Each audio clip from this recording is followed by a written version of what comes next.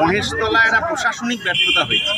সমাজ বিরোধীরা চাইলেই সমাজে অস্থিরতা তৈরি করবে।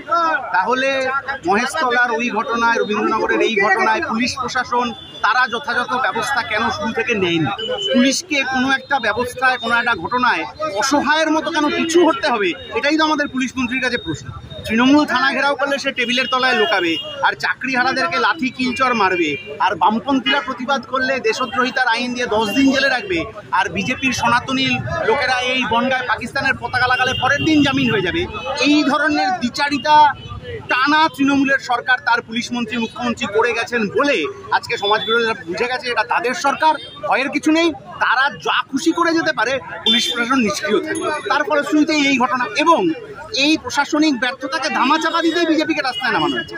যে কোনো ঘটনাকে এই যে ধর্ম জাতের দিকে টার্ন করিয়ে দিয়ে মমতা ব্যানার্জির প্রশাসনিক ব্যর্থতা, পুলিশ মন্ত্রী হিসেবে তার ব্যর্থতাকে আড়াল করার চেষ্টা, এটা বিজেপি আরজি করের ঘটনাতেও করেছে, এটা বিজেপি এই ঘটনাতেও করছে। আমরা আশা করছি যে 26-এর নির্বাচন পর্যন্ত এই বাইনারি তৃণমূল বিজেপি টেনে নিয়ে যাওয়ার চেষ্টা করবে।